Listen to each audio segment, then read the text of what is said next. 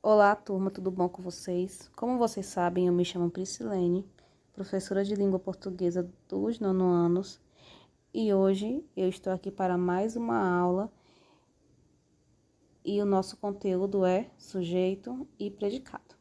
Eu vou deixar a câmera desligada para mostrar para vocês só o slide, porque é bem interessante o conteúdo de hoje. Nós vamos fazer algumas análises em orações e, portanto, o nosso foco hoje é mais nas análises mesmo, certo?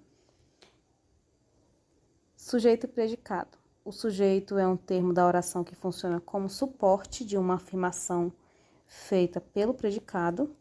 Então, o sujeito nada mais é do que um suporte do predicado, ou seja, um suporte de uma afirmação feita pelo predicado.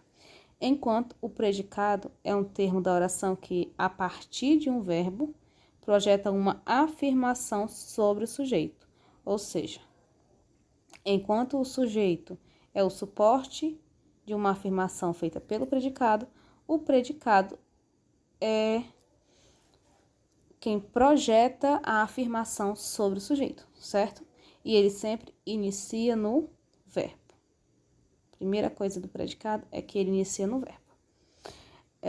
Detalhe, essa aula é muito extensa e por isso eu vou dividir nosso conteúdo em dois vídeos. O nosso primeiro vídeo, ele vai falar sobre o sujeito, que é esse vídeo aqui. Nós vamos falar tudo sobre o sujeito, os tipos de sujeito. E o nosso vídeo 2, vamos falar sobre o predicado e os tipos de predicado, tá certo? Então, vamos adiante. Nós podemos ter um sujeito simples, composto, desinicial, indeterminado. Então, nós temos vários tipos de sujeito e nós vamos começar pelo sujeito simples. O que seria um sujeito simples? É aquele que possui somente um núcleo. Professora, e o que é o núcleo? O núcleo nada mais é do que a parte mais importante do meu sujeito. Então, quando o meu sujeito for formado por substantivo, o substantivo vai ser o núcleo, porque sem essa palavrinha, sem o núcleo, a minha oração ela não possui sentido, certo? Temos aqui um exemplo. Pedro é um bom garoto. Quem é um bom garoto? Pedro. Então, nós sabemos que Pedro é o meu sujeito. Como é que eu sei se meu sujeito é simples ou composto? Eu tenho quantos núcleos aqui? Quantas palavras mais importantes? Eu tenho só um substantivo. Então, se eu tenho só uma palavra importante aqui, então quer dizer que o meu sujeito ele é simples. Certo? Então, tem um núcleo, é sujeito simples. Até porque, se ele tiver mais de um núcleo, ele será sujeito composto. Como assim, professora? Mais de um núcleo. Há algumas orações que possuem mais de uma pessoa praticando a ação, certo? E aí nós dizemos que essa mais de uma pessoa seria mais de um núcleo. Por exemplo, eu e meus amigos fomos ao cinema. Quem foram ao cinema? Eu e meus amigos. Professora, aqui a parte que a senhora circulou, tem aqui 4 palavras, certo? Nós temos 4 palavras, mas quem são mais importantes? Eu e meus amigos.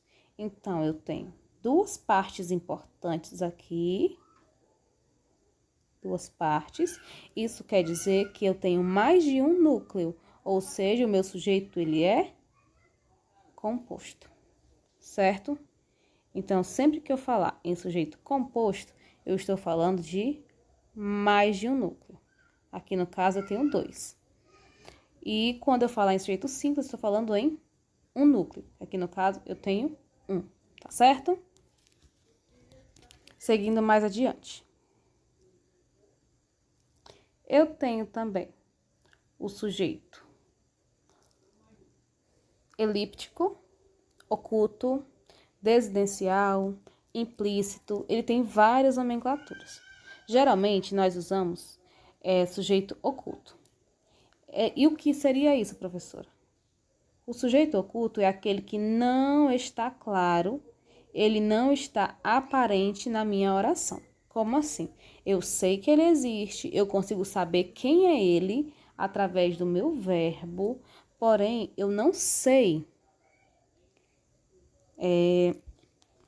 eu não tenho escrito isso na minha frase, certo? Quando eu digo acordei feliz, quem acordou feliz? Eu. Eu acordei feliz. Então, quando eu digo eu acordei feliz, eu é o sujeito, é assim? Porém, aqui eu não tenho escrito na minha frase, mas eu consigo saber que aqui eu estou falando da primeira pessoa do singular. E quem é a primeira pessoa do singular? Eu, certo? Então, o que seria o meu sujeito oculto, o meu sujeito implícito, é quando eu tenho um sujeito, porém ele não está escrito. Considerem a letra feia. Não está escrito, ele está apenas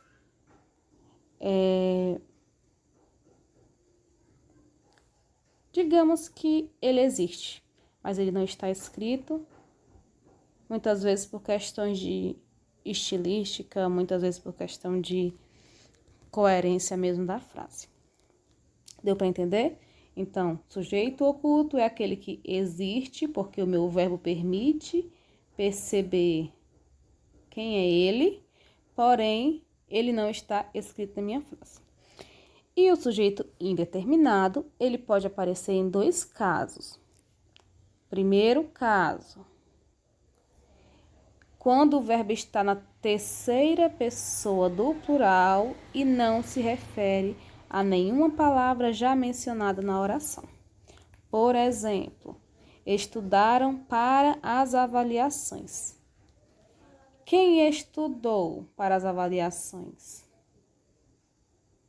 Quem? Ah, professora, não sei. Estudaram. Alguém. Então, se é alguém, eu tenho um sujeito indeterminado, porque eu não consigo determinar quem é que estudou, certo? Porém, se aparecer essa partículazinha aqui, também vai me dar uma indeterminação. Olha aqui. Quando o verbo se encontra na terceira pessoa do singular, acompanhado do pronome se. Ó, aqui a terceira pessoa do plural. Aqui a terceira pessoa do singular. E ele está acompanhado do se. Necessita-se de jogadores mirins. Tem um ponto bem aqui. Vende-se casas. Aluga-se imóveis. Então, sempre que eu tenho o meu verbo na terceira pessoa do singular, certo, gente? E eu tenho a partícula se acompanhando, né, esse pronomezinho aqui, o pronome oblíquo, quer dizer que o meu sujeito, ele também é indeterminado, certo? Então, para recapitular aqui, deixa eu apagar tudo isso. Recapitulando, para ser um sujeito elíptico, ou oculto, ou implícito, ou desidencial, você escolhe a nomenclatura. O meu sujeito, ele não está escrito. Desculpa. O meu sujeito, ele não está escrito, porém, ele existe. Então, acordei feliz é um exemplo de uma oração com sujeito oculto, porque aqui seria eu.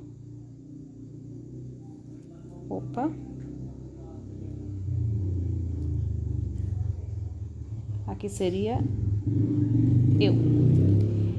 Enquanto isso, para ser o sujeito indeterminado, o meu verbo precisa estar na terceira pessoa do plural e não se referir a nenhuma palavra já mencionada. Por exemplo, estudaram para as avaliações. Quem foi que estudou? Não sei. Mas se meu verbo está na terceira pessoa do plural e eu não tenho nenhum referente, eu sei que ele é um sujeito indeterminado. Ou ele deve estar na terceira pessoa do singular, acompanhado do pronome se. Como aqui em necessita-se de jogadores mirins. Necessita está na terceira pessoa do singular e está acompanhado também do se. Como no caso de vende-se casas, como no caso de aluga-se imóveis e assim por diante, tá bom? Finalizando. Opa, passei demais. Finalizando, nós temos aqui uma oração sem sujeito. E esse assunto aqui, ele vai ficar para uma próxima aula, certo? Então, no próximo vídeo eu explico a oração sem sujeito e a gente vai ver também uns exercícios, tá bom?